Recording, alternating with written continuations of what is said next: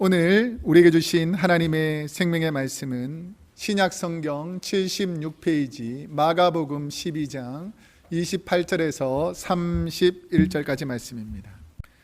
신약성경 76페이지 마가복음 12장 28절에서 31절까지 말씀입니다. 제가 하나님 말씀을 봉독해 드리겠습니다. 하나님 말씀을 경청하시기 바랍니다. 서기관 중 한 사람이 저희의 변론하는 것을 듣고 예수께서 대답 잘 하신 줄을 알고 나와 묻되 모든 계명 중에 첫째가 무엇이니이까? 예수께서 대답하시되 첫째는 이것이니 이스라엘아 들으라. 주 곧 우리 하나님은 유일한 주시라. 내 마음을 다하고 목숨을 다하고 뜻을 다하고 힘을 다하여 주 너의 하나님을 사랑하라 하신 것이요. 둘째는 이것이니 내 이웃을 내 몸과 같이 사랑하라 하신 것이라. 이에서 더 큰 계명이 없느니라. 아멘. 오늘은 마가복음 12장 28절에서 31절까지 말씀을 중심으로 생명 다해 사랑할 그분이라는 제목으로 하나님 말씀을 선포하도록 하겠습니다. 제가 지난 주간에 생명의 삶 큐티를 하는 중에 오늘 본문을 읽으면서 참 너무 찔리고, 그리고 그 새벽 예배 때 받은 은혜들을 오늘 주일 예배 때 하나님 말씀을 선포할 수 있도록 하나님께서 계속해서 마음을 주셔서 이 말씀을 준비하게 되었습니다. 오늘 말씀을 통해서 생명 다해 사랑할 그분을 꼭 만나시기를 축복합니다. 여러분은 여러분 주위에 도움이 필요하거나 연약하여 도움을 주지 않으면 어려움에 처할 분들을 어떻게 대하시고 행동하십니까? 만약에 혹시나 여러분이 드라이브를 하다가 그 길거리에 보면 홈레스 퍼슨이 있잖아요. 그런 사람들을 만났을 때에 여러분 마음속에는 어떤 마음이 드십니까? 비판적인 사람들은 그 사람의 게으름과 나태함을 비난하면서 그렇게 구걸하려면 그 시간에 나가서 일이나 하지 라고 생각하거나, 혹은 내가 돈이나 물질을 주어봤자 그 사람들은 분명히 술이나 마약을 할 게 뻔한데 줄 필요가 없다 라고 자기 속으로 확실한 믿음을 가지고 돕지 않으려고 하는 적극적인 사람들도 있을 것입니다. 그런데 어떤 분들은 주위 사람들의 삶에 별로 관심이 없는 거예요. 그러니까 차를 타고 가다가 옆에 홈레스 퍼슨이 있는지 없는지도 모르고, 나랑 전혀 상관이 없는 사람이니까 내 앞길, 내 갈 길도 바쁜데 내가 그런 사람들한테 눈을 돌리고 관심을 가질 필요가 없다라고 생각하는 분들도 아마 있을 것입니다. 그런데 어떤 분들은 연약한 분들을 향해서 뜨거운 사랑을 가지고 그들을 바라보는 사람들도 있다라는 것입니다. 자신이 누릴 수 있는 평안한 삶을 다 뒤로하고 인도의 가난한 고아와 믿지 않는 사람들을 위해서 평생 사신 마더 테레사 같은 분과 지금도 하나님의 사랑을 가지고 실천하는 일에 최선을 다하면서 자신과 전혀 무관한 그런 연약한 자들을 위해서 그들의 젊음과 청춘과 시간과 물질을 바쳐서 선교하시는 많은 선교사님들과 주님의 귀한 일꾼들이 있다라는 것입니다. 그분들은 연약한 사람들의 삶이 마치 자신의 삶인 것처럼 생각하고 하나님의 사랑을 실천하기 위해서 자신들의 정성을 다하여 학교를 세우고 병원을 세우고 먹을 것을 준비해서 그들을 대접하는 사람들도 있다라는 것입니다. 제가 금방 앞에 세 가지 예를 들었는데 가슴에 손을 얹고, 여러분은 어떤 분이십니까? 밖으로 얘기는 하지 마세요.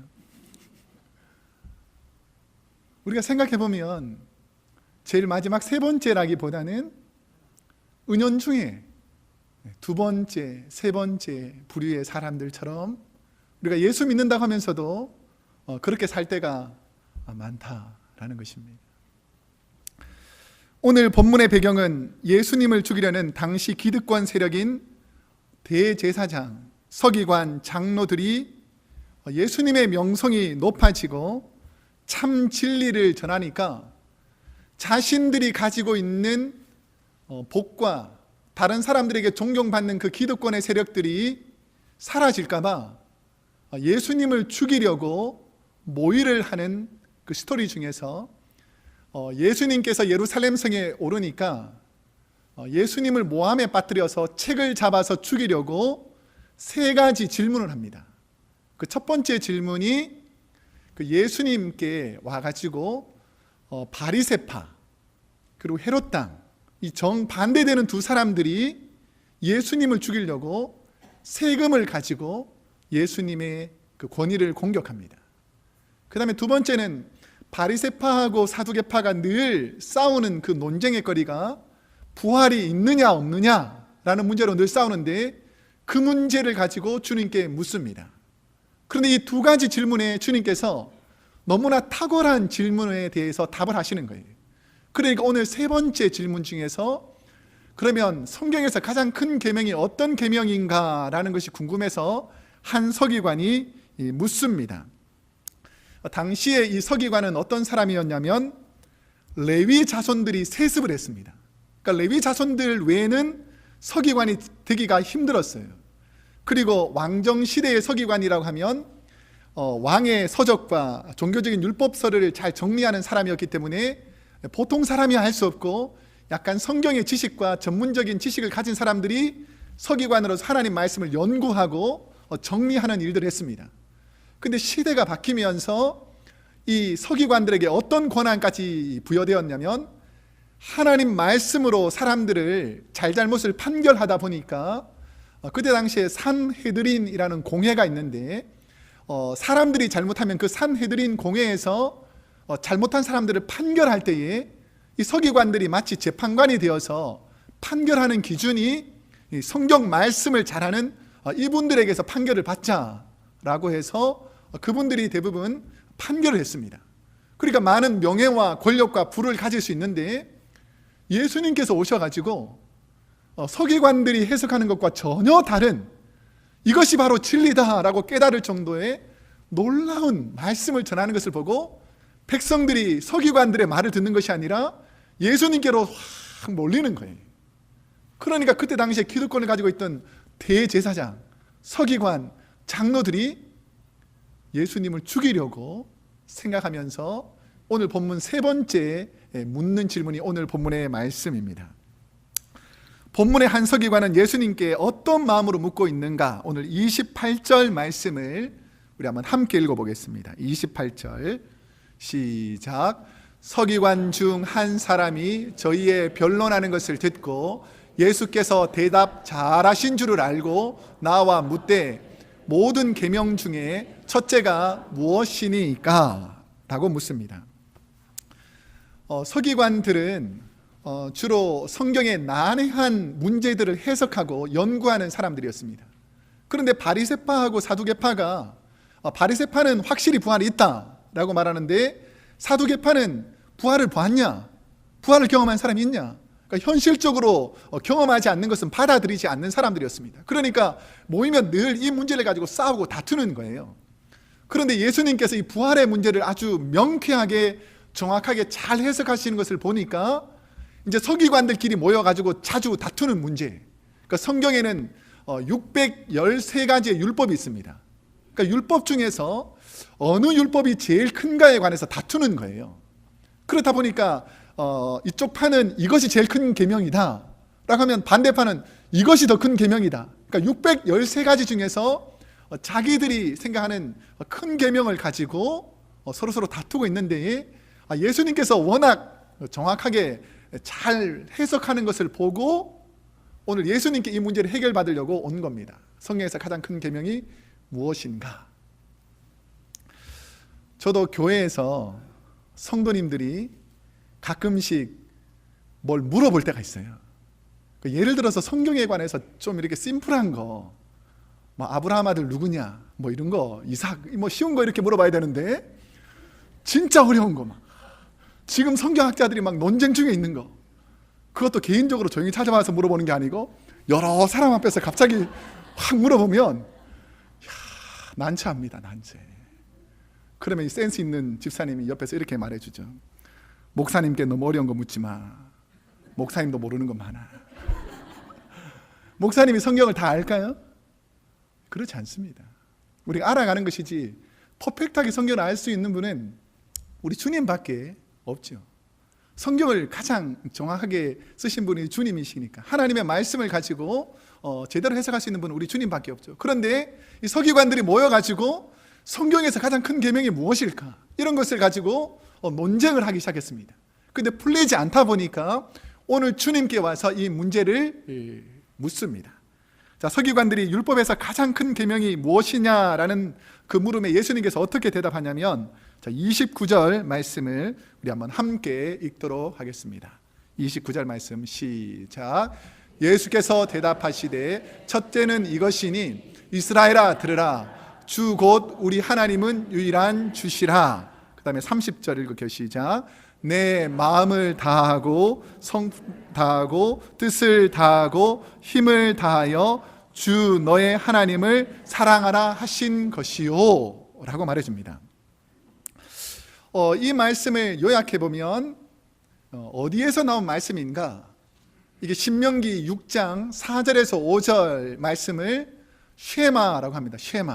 쉐마라는 단어는 히브리어인데 원뜻은 들으라 라는 뜻입니다. 그래서 쉐마 이스라엘이라고 히브리어로 써 있는데, 그러면 이스라엘아 들으라 라는 말씀입니다.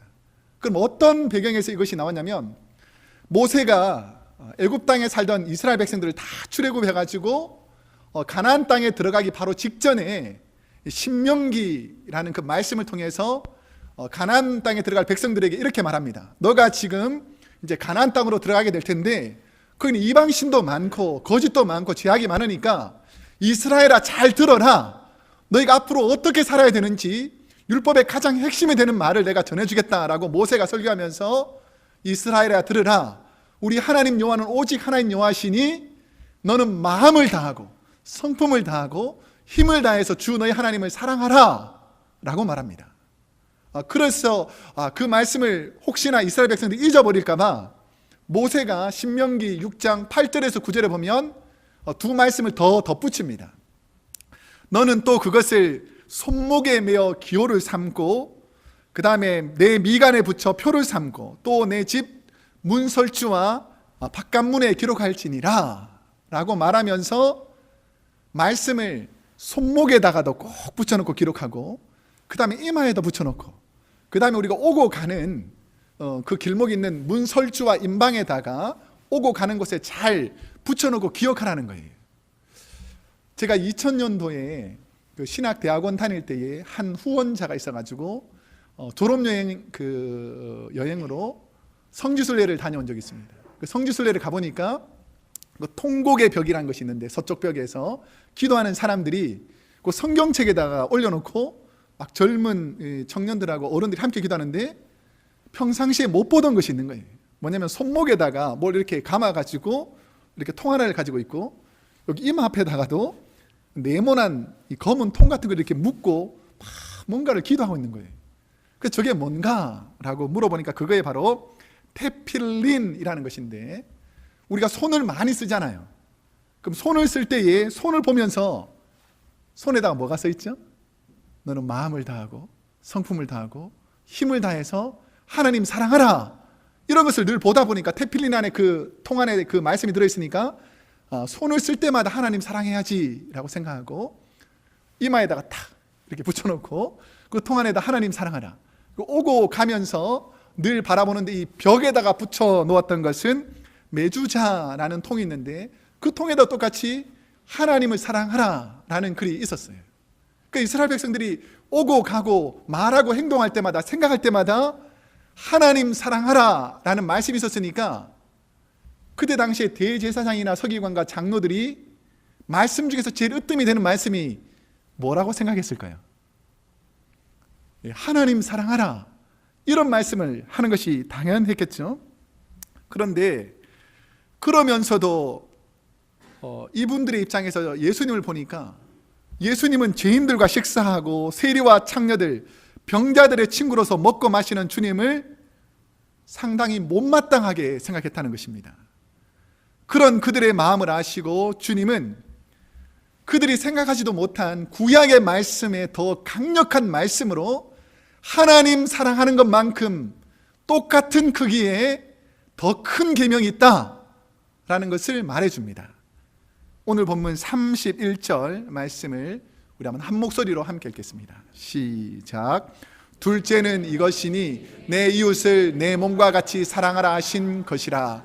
이에서 더 큰 계명이 없느니라 라는 것이죠. 우리는 왜 이웃을 내 몸처럼 사랑하지 않습니까? 혹시 이웃을 내 몸처럼 사랑하십니까? 아멘 해야 되는데 다시 한번, 내 이웃을 내 몸처럼 사랑하십니까? 자, 근데 한번 해볼게요. 자, 우리 옆 사람이 있을 거 좀 가까이 좀 지내보세요. 가까이. 그러면서 옆 사람을 한번 이렇게 둘씩 짝져가지고 한번 딱 꼬집어 보는 거예요. 옆 사람 빨리 한번 꼬집어 보세요. 빨리 한번 꼬집어 보세요. 옆 사람을 꼬집어 보세요. 자, 옆 사람을 꼬집으면, 자, 자기가 아픈 분 한번 손 들어보세요. 근데 옆 사람을 막 꼬집었는데 자기가 아픈 분, 아파야 정상인데 남이 아프든지 나는 괜찮다, 이런 분이면 안 된다는 것이죠. 이제 확실히 해야 되는데, 이 손을 가지고 볼을 잡고 자기 한번 세게 팍 당겨보세요. 한번 시작. 아파요, 안 아파요? 자기가 당겼을 때 자기가 아프면 자기만 아는 사람이고, 내가 똑같은 아픔을 상대방에게 주었는데 나도 아프면 한 몸이다 라는 것이죠. 이것을 신학적으로 보면 교회론이라고 합니다. 교회론. 교회가 어떤 것인가? 주님의 몸인 교회는 머리이신 주님, 몸이신 주님을 중심으로 교회의 구성인 모두는 교회의 그리스도의 몸의 뭐죠? 지체라는 것입니다. 그래서 한 지체가 연결되어서 한 교회를 이룬 것이기 때문에 교회의 성도인 우리는 사랑으로 서로 연결되어 있다라는 것이죠. 그런데 만약에 이 사랑으로 연결되어 있지 않으면 지체가 아파도 나는 아프지 않고 내가 아파도 상대방이 느끼지 못한다는 것이죠. 다시 한번 질문할 텐데 잘 들어보세요. 아내와 남편이 아플 때 여러분의 마음이 정말 아프십니까? 크게 아멘 해야 되는데 남편들은 특별히. 자, 그럼 한 가지 더 질문. 만약에 자녀가 아프면 여러분이 정말 가슴이 아픕니까? 일부랑 똑같은 반응이군요. 배우자를 위해서 가슴이 아프냐 그러면 별로 안 아픈데 자녀가 아플 때 가슴이 아프냐 그러면 훨씬 더 아프죠. 왜냐하면 남편보다는 자녀가 훨씬 더 내 몸에 가깝다, 이런 느낌일 수 있다는 것입니다. 왜 그런가? 더 사랑하면 더 아프다는 거예요. 덜 사랑하면 덜 사랑할수록 덜 아프다는 것이죠. 성경은 그리스도의 몸인 이 교회를 통해서 우리가 어떠한지에 대해서 이렇게 설명합니다. 고린도전서 12장 26절에 보면, 만일 한 지체가 고통을 받으면 모든 지체가 함께 고통을 받고, 한 지체가 영광을 얻으면 모든 지체가 함께 즐거워하느니라 라는 것이죠. 그러니까 우리가 진짜로 한 지체라면 한 사람이 고통하고 아플 때 모든 사람이 함께 아파하고, 우리 지체 중에 한 사람이 기뻐하면 모든 사람이 기뻐하는 그 지체가 바로 원래 교회론을 가르치신 주님의 그 뜻이라는 것입니다. 우리 옆 사람에게 이렇게 한번 고백하겠습니다. 당신은 나의 사랑하는 지체입니다. 시작. 당신은 나의 사랑하는 지체입니다. 옆 사람이 가슴 아플 때 좀 가슴 아파하시고, 옆 사람이 즐거워할 때 같이 즐거워하는 이런 지체다라는 것이죠. 최근 한국 육군 28사단에서 21살의 윤일병이라는 사람이 주범 26살의 병장에게 그리고 다른 선임병들에게 구타를 당하여서 죽은 사건이 있습니다. 가장 강한 전우회를 가지고 형제처럼 지내야 될 군대. 군대는 호칭이 뭐냐면 전우입니다. 전우. 전쟁 때 같이 죽을 수 있는 진짜 한 형제다 라는 호칭으로 전우라고 불렀는데, 군대에서 사람을 따돌리고 멸시하고 때리고 죽이기까지 하였습니다. 외롭고 힘든 상황에서 서로 도우고 힘이 되어야 하는데, 그 서로 돕고 힘이 되어야 될 전우들이 20살을 간 넘은 이제 청년들이 계급이라는 권력을, 세상에서 강력한 권력을 처음 부여받은 거예요. 그런데 그 권력을 가지고 연약한 자를 죽이는 사건이 벌어졌다는 것입니다. 저는 이 모습을 보면서 참으로 사악한 인간의 본성 중에 하나가 바로 죄라는 거지.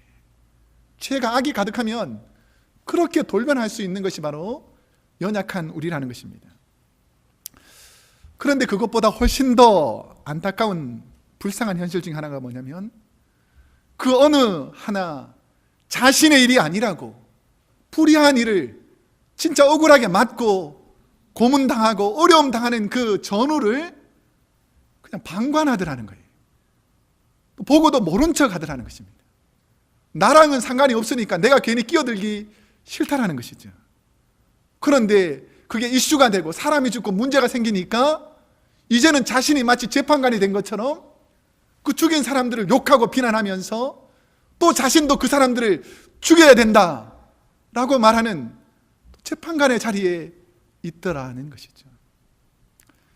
만약에 그 윤일병이 여러분의 자녀라면 여러분은 어떤 마음이 들겠습니까? 방관하고 모른 척 할 수 있겠습니까? 만약 여러분이 군대에 같이 입대한 거예요, 그 아들하고. 그런데 주위에 있는 사람들이 우리 아들을 시비 걸고 때리고 벌 세우고 욕하고 비난하더니 결국은 때려 죽이는데, 그 상황에서 원래 우리 아들은 멍청하고 부족하고 죽어 마땅하니까 뭐 그렇게 맞아 죽어도 되겠거니 라고 생각하는 분이 이 땅에 한 분이라도 있겠습니까? 없다라는 것이죠. 왜 방관하고 왜 무시하고 왜 그냥 넘어가는가? 나랑은 상관이 없다라고 생각하니까 그냥 방치하고 죽도록 내버려 둔 것입니다. 전우라고 하면서도 사랑의 관계가 없으니까 그건 가장 억울한 원수의 관계가 되더라는 것입니다. 여러분, 여러분의 가정에 사랑으로 하나 되기를 축복합니다. 그래서 원수는 없고 사랑하는 사람이 많아지기를 축복합니다. 우리 교회에도 보기 싫은 사람 있어요, 없어요? 우리는 그리스도 안에서 한 형제 자매입니다. 사랑하라고 우리 크로스웨이 교회에 보내준 줄로 믿습니다. 사랑으로 하나 되기를 축복합니다. 자, 딱 옆 사람에게 다 용서했으니 사랑하며 삽시다. 시작. 다 용서했으니 사랑하며 삽시다. 이제 그만 미워하시고 그만 짜증내시고 그만 화내시고 이제 용서하면서 사랑하며 살아야 된다는 것이죠. 제가 야구를 좋아하진 않지만 제가 지난번에 난생 처음으로 야구장에 가니까 진짜 재밌더라고요. 추신수 하는 경기를 보니까 막 재밌는데, 그 한국인 야구 선수 중에서 LA 다저스에서 아주 뛰어난 투수가 있습니다. 혹시 아세요?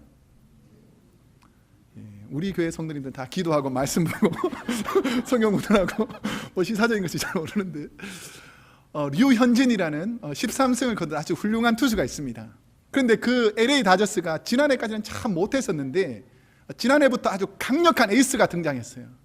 그 LA 다저스 팀의 에이스가 누군지 아세요?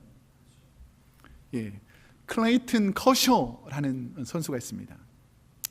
투수의 최고상인 사이영상을 2013년도에 받은 참으로 뛰어난 선수입니다.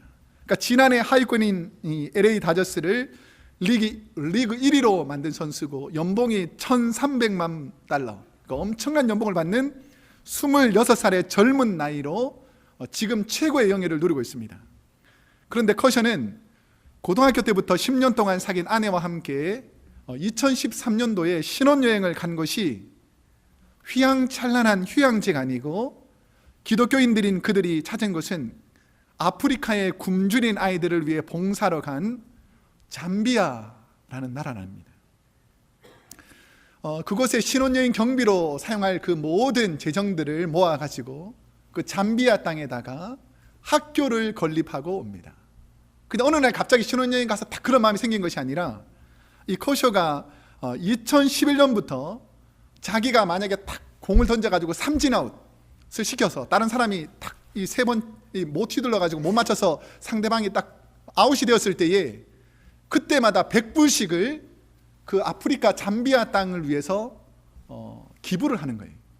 그래서 매년 기부를 했는데 작년에 6억 원을, 그러니까 60만 불을 기증할 정도로 많은 돈을 기증하고, 각종 시상에서 만약에 월급 외에 상을 받으면 그 상의 80%를 연약한 자들을 위해서 기부하며 살더라는 것입니다.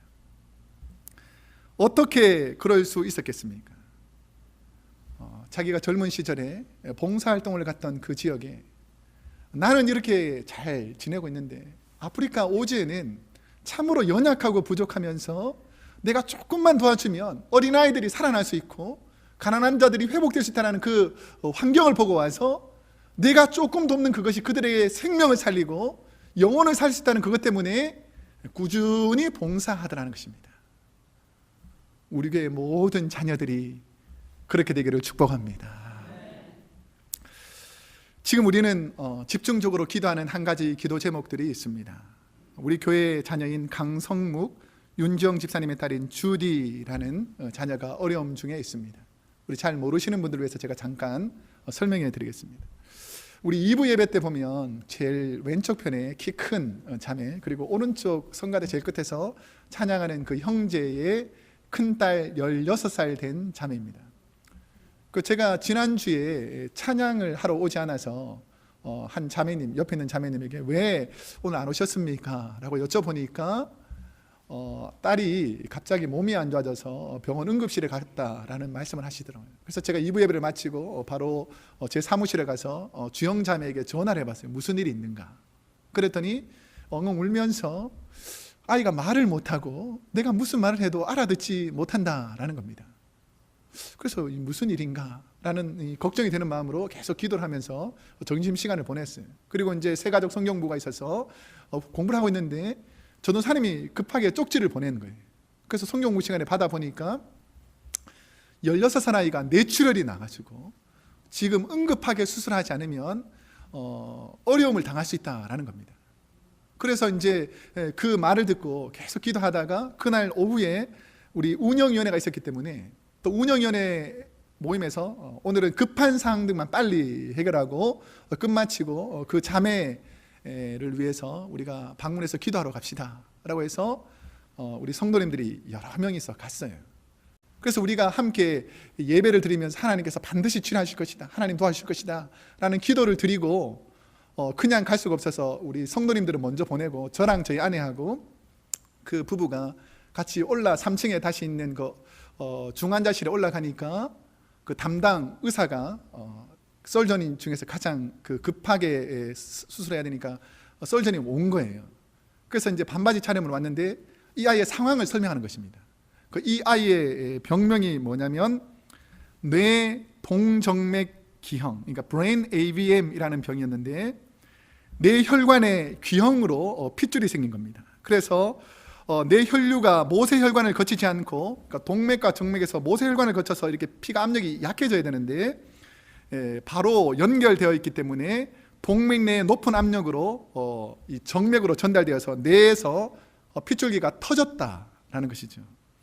그래서 의사가 이런 경우에 어떤 일이 벌어지냐면 자기가 가서 끼워봐야 하는데 이런 상황에서 잠시 후 체크했을 때에 기본적으로 일어날 수 있는, 이제 피가 계속 나거나 어려움이 닥쳤을 때 기본적으로 일어날 수 있는 일이 언어장애, 그러니까 말을 못하게 되고, 그 다음에는 반신불수가 되고, 그 다음에 심할 경우에 뇌가 계속해서 출혈이 있으면 그 아이가 죽게 되기 때문에 빨리 수술을 하지 않으면 큰 힘든 상황이 된다는 것입니다. 그러니까 그 부모가 저랑 4명이서 듣는데 그 상황을 듣고 얼마나 기가 막히겠습니까? 멀쩡하던 16살 내 딸이 갑자기 하루아침에 말을 못하고 반신불수가 될 수 있고 심한 경우에는 죽을 수도 있다고 하니까 그 자매가 거의 막 넘어가는 거예요. 엉엉 울면서. 그러니까 저하고 저희 아내가 꼭 자꾸 하나님이 도와주신다, 하나님이 살려주실 것이다, 한 번만 힘을 내보자 라고 막 기록하지만 제가 하나님께 부르짖지만 이 하나님께서 도와주시면 안 되는 상황인 거죠. 근데 그 상황에서 담당 의사가 그 주디한테 가서 깨워가지고 체크를 해봤어요. 그러니까 만약에 반신불수거나 움직이지 않거나 말을 못하면 바로 급하게 수술해야 되는 상황이었습니다. 근데 하나님의 은혜로 애가 손이 움직이고 호수는 꼽았지만 말을 못하지만 그래도 움직인다는 거예요.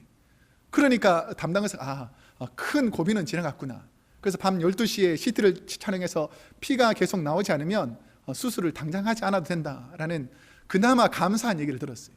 그리고 그 은혜를 감사해서 제가 새벽 기도, 그 수요 예배, 모이는 장소마다 우리 온 성도님들이 한번 합심해서 기도합시다, 하나님께서 이번 일을 통해서 그 가정에 역사하실 줄로 믿습니다 라고 기도했는데, 진짜 감사하게도 그 아이가 호수를 빼고 말을 하는데, 손도 잘 움직이지만 이제 말을 하기 시작하는 거예요. 얼마나 감사한지 모릅니다. 그래서 제가 그런데 아이가 이제 호수를 떼서 깨어났을 거 아닙니까? 깨어났는데 자기가 말을 못하니까 애가 막 너무 실망하고 절망이 되어가지고 아침부터 저녁까지 하루 종일 우는 거예요. 그러니까 의사가 긴급하게 모든 면회를 다 사절시키고 이제는 그 아이가 안정을 취하는 것이 우선이다라고 해서 애가 엉엉 우는데, 진짜 수요일날 저녁에 우리가 놀랍게 하나님께 기도했는데 그 다음날 언어가 튀어서 지금 말을 하고 있습니다. 그래서 제가 어제 가서 말을 하고 있는데 참 감사하다 이런 마음인데, 오늘 새벽에 또 문자가 왔어요. 문자가 뭐냐면 아이가 잠을 자야 되는데, 옛날에는 약물을 통해서 잠을 잤는데 이제는 애가 너무 오랫동안 잠을 안 자고 계속 깨어있기 때문에 브레인에 아직 데미지가 있을 수 있다라고 해서 지금 이게 피가 고여있는 부분이 한 보름 정도 돼야지 이게 완전히 제거하기가 쉬운데, 그 부분을 제거하기까지는 애가 절대적으로 안정을 취해야 된다는 것입니다. 그래서 우리가 하나님께 기도하면서 메어 달려야 되는 기간들이 아직 한 열흘 정도 남아 있습니다. 자, 이 상황에서 어떤 분은 나의 일이 아니니 나와 무슨 상관이냐 라고 생각하는 분들도 혹시 계실 수 있습니다. 왜 우리가 한 가족처럼 가슴 졸이며 이 한 영을 놓고 기도해야 되겠습니까? 왜 이 아이가 고통당하고 있는데, 내 가족도 아니고 내 자녀도 아닌데 왜 우리가 함께 고통하며 그 아이를 생각하며 눈물을 흘리며 기도하겠습니까? 그것은 바로 그리스도 안에서 우리가 한 형제 자매이기 때문입니다. 우리가 진실로 한 형제 자매라면 내 자녀가 고통당할 때, 내 손주가 고통당할 때 가슴 아파하는 그 마음으로 그들을 바라보게 되어 있다라는 것이죠. 진실로 하나님을 사랑한다면 하나님의 자녀인, 하나님의 백성인 우리 이웃을 주님의 마음을 가지고 사랑하라는 말씀을 기억하시기를 축복합니다. 어떤 사람들은 이렇게 생각할 거예요. 내가 하나님만 잘 믿으면 되지, 내가 무슨 주위에 있는 사람까지 신경 쓰느냐. 그때 당시에 대제사장 서기관 장로들은 자신들이 하나님 잘 믿기 때문에 나는 하나님의 사랑의 명령에 잘 순종하는 줄로 착각하고 있었습니다. 근데 우리 주님께서는 그들의 성품과 행위야 말을 보시고, 너가 하나님 사랑한다고 말할 줄 모르지만 내 이웃을 내 몸처럼 사랑하지 않으면 나를, 하나님을 사랑하지 않는 것이다 라고 말씀해 주고 있다라는 것입니다. 여러분, 진실로 하나님을 사랑하십니까? 그러면 내 이웃을 내 몸처럼 사랑하는 그 하나님의 명령을 기억하시기를 축복합니다. 이제 말씀을 맺겠습니다. 진실로 하나님을 사랑하는 사람은 내 이웃을 내 몸처럼 사랑하라는 주님의 가장 큰 계명을 지키는 분입니다.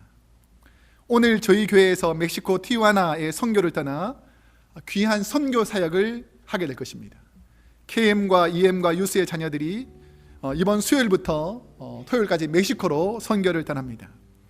어떤 분들은 이렇게 말하는 분도 있을 것입니다. 멕시코와 우리는 상관도 없는데 왜 비싼 돈을 들여서 그들에게 집을 지어주느냐 라고 비판하는 분들도 혹시 있을 수도 있을 것입니다. 그분들은 반드시 기억해야 될 것이 있습니다. 혹시나 그런 분이 있다면, 한국이 너무 힘들어 보릿고개로 수많은 사람들이 굶주려 죽어가는 때가 있었습니다.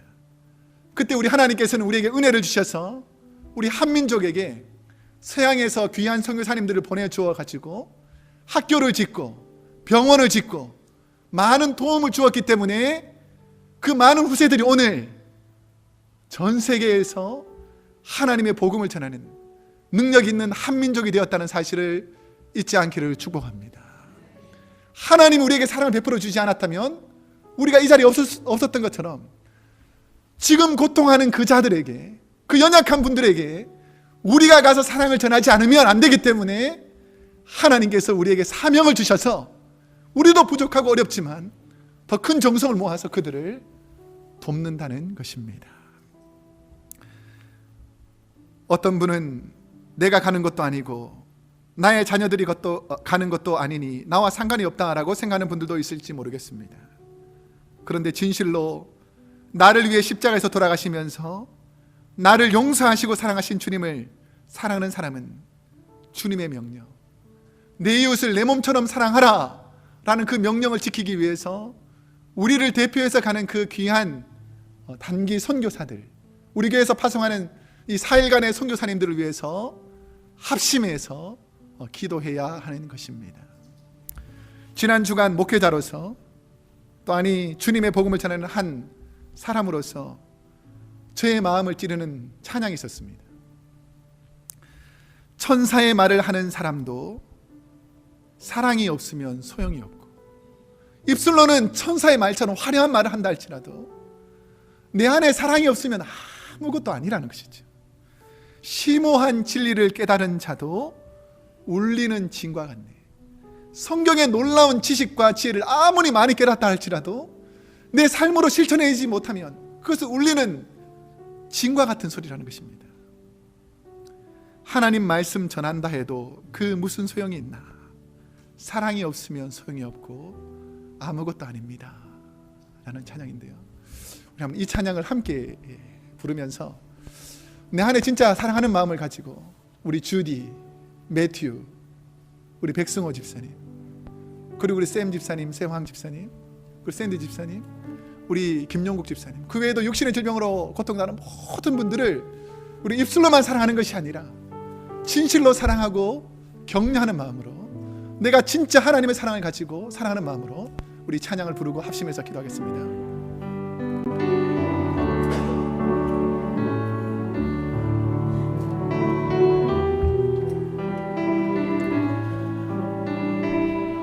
천사의 말을 하는 사람도 천사의 말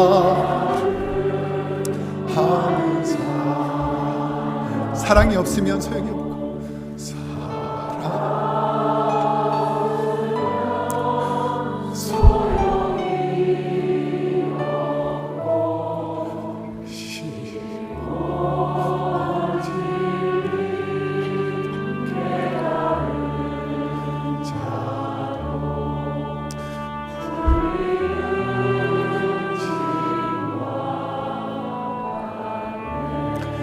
하나님 말씀 전한다.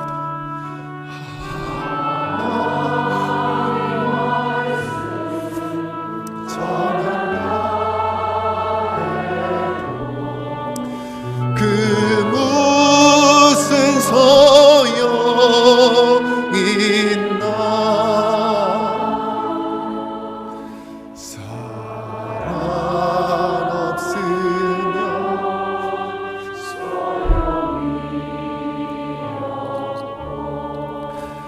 아무것도